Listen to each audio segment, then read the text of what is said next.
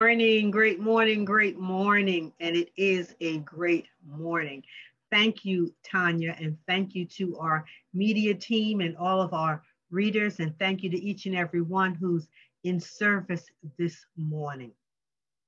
We are blessed to have you in our presence. So take a deep breath and just know that this is your time. This is your appointment with God.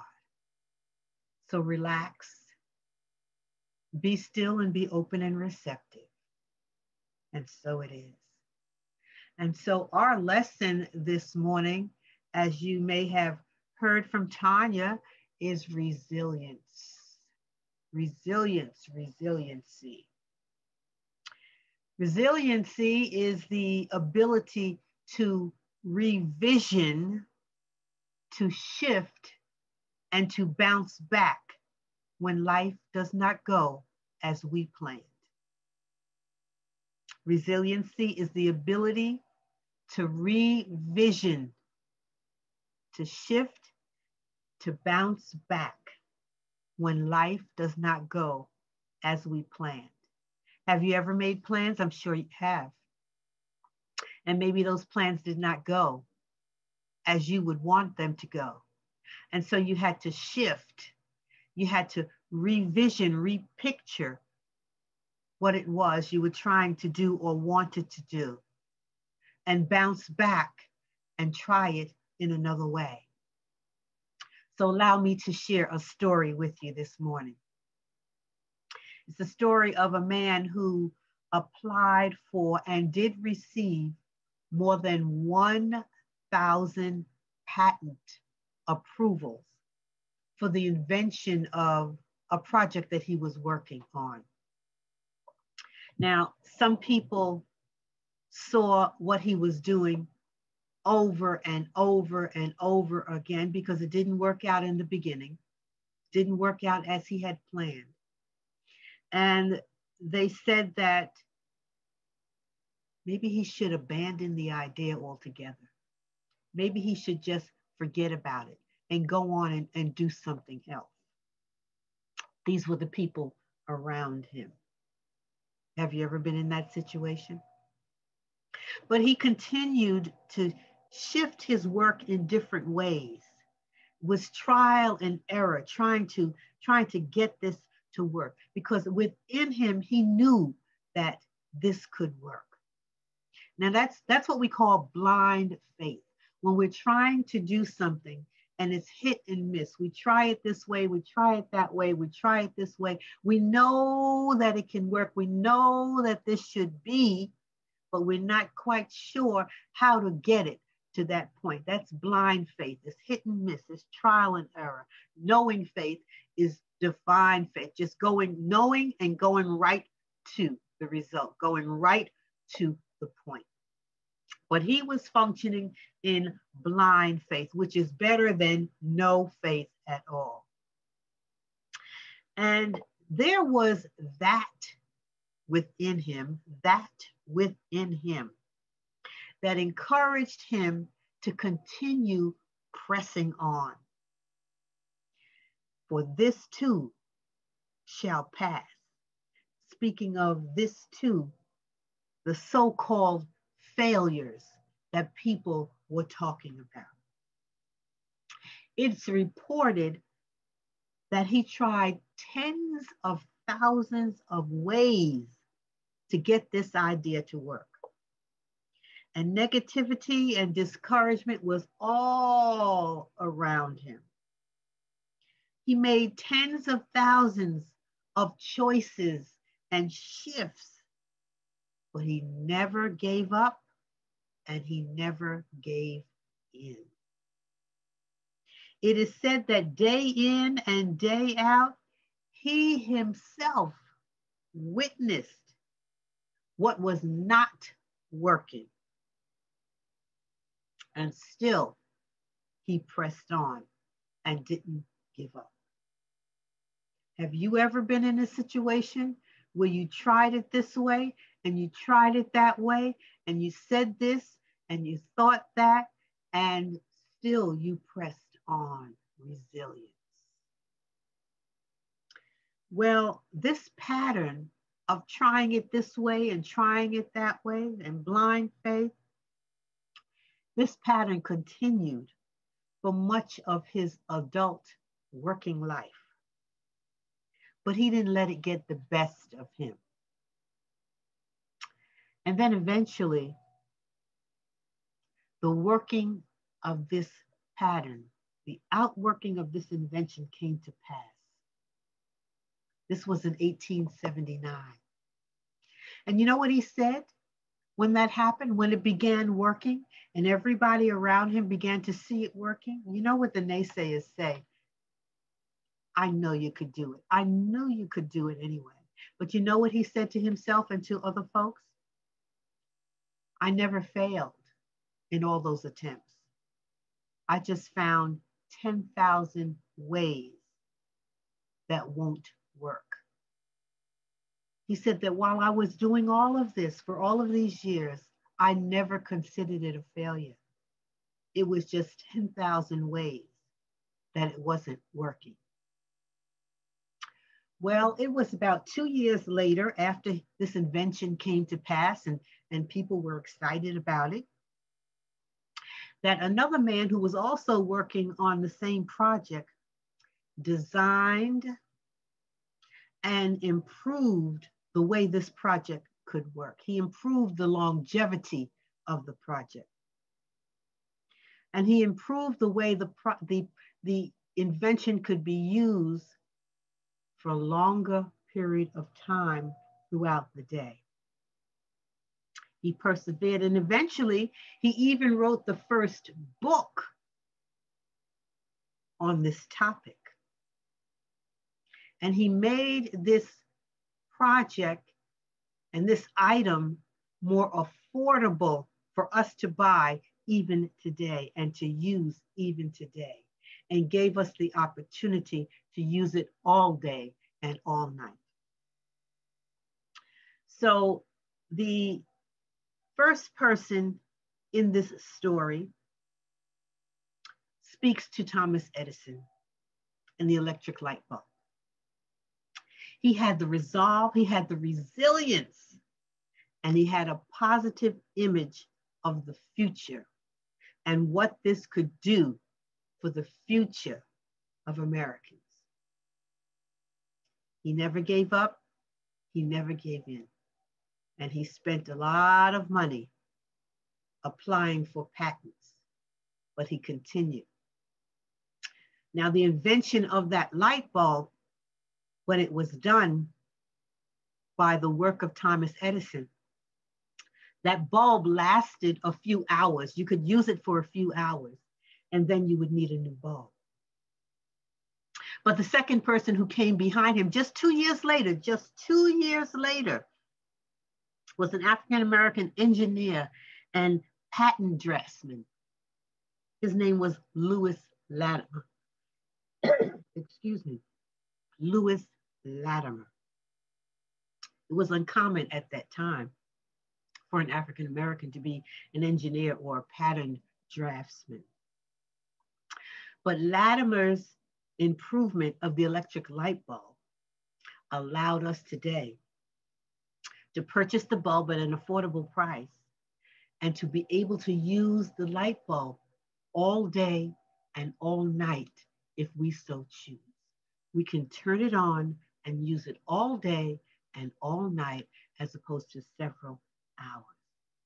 You see, Edison had the resilience to keep going and the resolve to keep going. Latimer revisioned the vision and transformed American culture.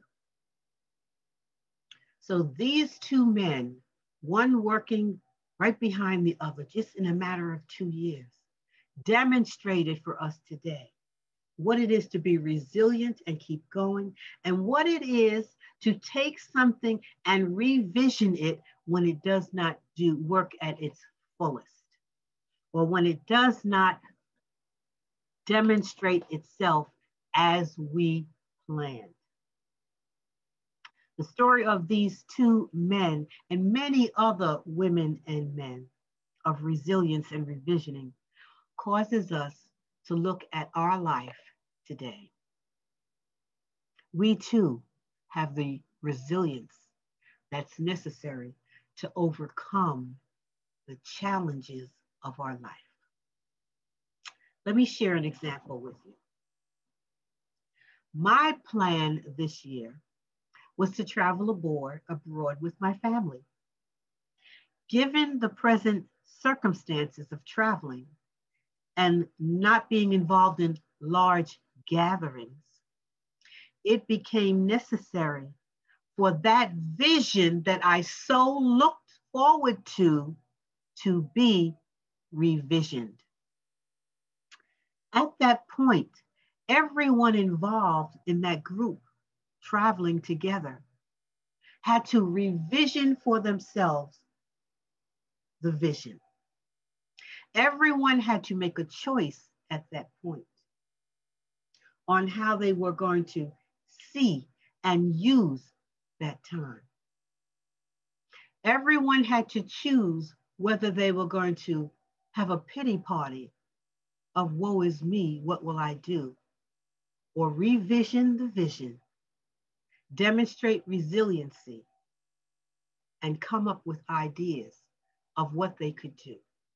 And one of the ideas that they came up with was to have periodic get-togethers via Zoom. Now, I'm grateful for the availability of Zoom and Duo and FaceTime and all of the other alternatives for people to gather and connect. And while these are technological blessings, they most definitely do not provide the same effect of the human touch, the hug, lunch and dinners out, family gatherings and outings, that connectivity. But friends, remember this. This too shall pass. Resilience gives us the power to overcome setbacks and bounce back. In the meantime, we revision the vision that we had for ourselves and we shift. It requires a shift of attention and focus to other areas and other ways of doing the same thing. I have a neighbor who is retired. And at this point in time, she keeps her television on all day from the time she wakes in the morning until the evening.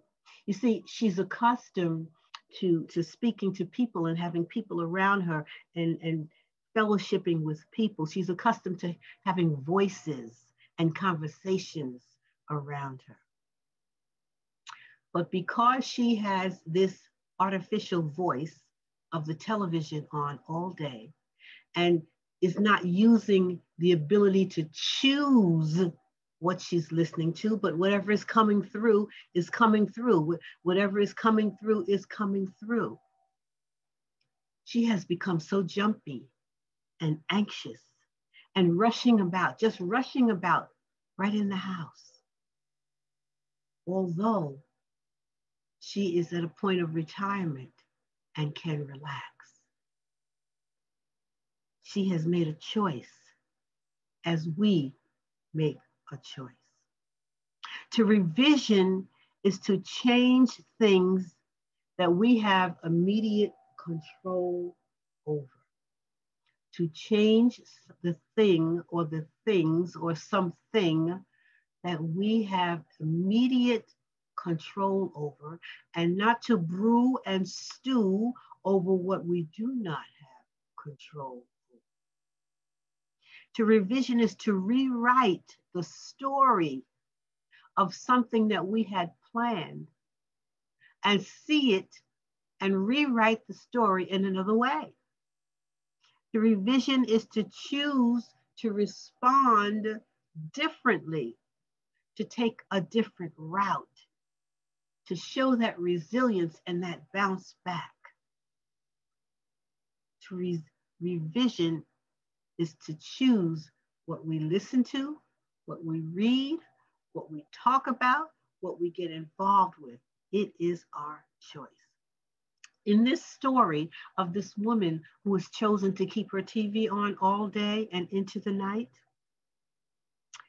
she could create those voices in her atmosphere. For example, she could choose to listen to Unity Online Radio. She could choose to listen to soothing music. She could choose to listen to Fox News. The choice is ours. What we're going to listen to, read, take in, and be involved in. The scripture this morning from Habakkuk, and as some folks say, Habakkuk 3:17 tells us, there may be no buds on the fig tree. No buds on the fig tree. And there may be no grapes on the vines. So there are no buds on the fig tree, no grapes on the vine. And there may be no olive crops. The crops fail. And the fields may not be producing food.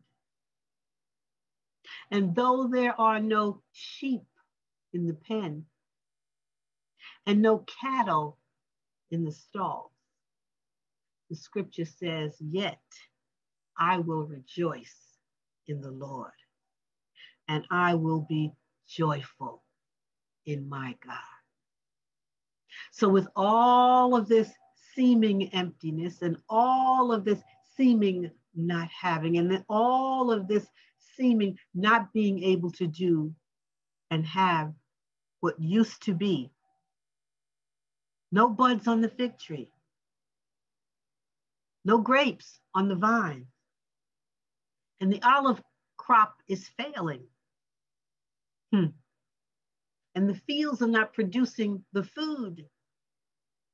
There are no sheep in the pen, and there are no cattle in the stalls. But yet, I rejoice in the Lord, and I will be joyful. Why? Because I have that within me and that within you that can guide us to revision the vision and bounce back with resiliency. Now, we're living in a time right now where this is really important because many of our plans have had to be revisioned. But remember, in doing that revisioning, we have a choice of how we're going to do it. We have a choice of what we're going to choose and how we're going to choose to respond to the situation, to revision the situation, to reuse our energy, our time, our thought patterns. We can choose, and we are strong in the Lord, and strong in the power of God's might. That strength comes as God gives to us divine ideas that we can use to reuse that energy in another way. Resiliency and revisioning. We can choose to stay focused on what we have control over and release what we do not have control over, so that we can continue in our lives to move forward. And some of the things that we can become more involved in is self-care, whatever that may mean to each individual. Self-care, taking more time than usual to care for self so that we don't fall into a slump, but that we keep ourselves uplifted. And what is most important, utmost important, is to feel the presence of God within us as our strength. It all begins there. And from there, we can go anywhere, do anything, reshape, revision. When we feel and know the power of the universal energy that lives and moves and has its being within us, then we can say with certainty, this too shall pass. You see, a setback is really a setup for the comeback. Let's say that again. A setback is a setup for the bounce back, for the comeback. We've done it before. We have each, as adults, been involved in something that we saw or we felt as a setback, whether it's in health, whether it's in finances, or whether it's in relationships. We have each been there. And here we stand today, and here we sit today, bounced back because of God's resilience. That within us, that gives us that information that is needed to be applied to bounce back, to come back, and not stay in the valley when we can be on the mountaintop. We've done it. We've done it. And because we've done it before, we can do it again. Our strength, my friends, is in God. And I know sometimes we say that, but we want to feel that human touch, that human hug, that human connectivity. At this time, we have to use what we have, yes? Whether it's connectivity through the telephone, connectivity through technology, connectivity through however we have that, however that idea comes to us. And we're each experiencing that.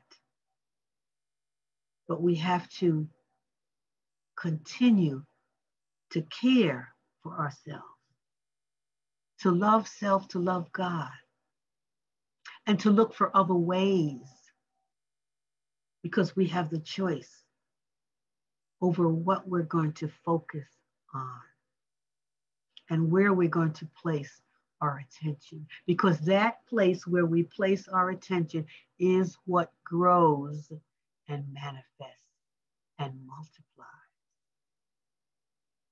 Jesus demonstrated resilience many times throughout his career with the Pharisees, the Sadducees, people all around him, naysayers all around him. Who do you think you are? And he continued because he knew the God within him. He didn't give up. He continued on. He bounced back. Remember, the setup is the setback for the comeback. The setback is the setup for the bounce back. And we are strong in the Lord and therefore resilient in our life. And knowing that this too shall pass. This too shall pass. And each comes for a reason, to teach us a different way, to show us another opportunity, to provide for us what we may not see or understand. Proverbs 3 and 5 from this morning's scripture reminds us once again to the trust in the Lord. Place your trust in your God. Place your trust in your God and nowhere else. And that trust in your God, in my God, will lead us and guide us and place us where we need to be and give us the understanding, resilience in health, in wealth, in relationships. Do not rely on your own insight, says the scripture. Trust in the Lord and do not rely on your own human insight. In all your ways, acknowledge God, and God will make your paths straight, clear, and efficient. Do not lean on your own insight, but trust God and lean on God. Trust God and know that this too shall pass. And yes, resiliency resides in you and in me. So the setup is for us to bounce back. The setback is the setup for a stronger comeback. You can do that. I can do that. We can do that. Because we are the creations of the Most High. God bless you. I bless you. And so it is. Namaste. Let's take a deep breath. And just release it as slowly as you can. And take another deep breath.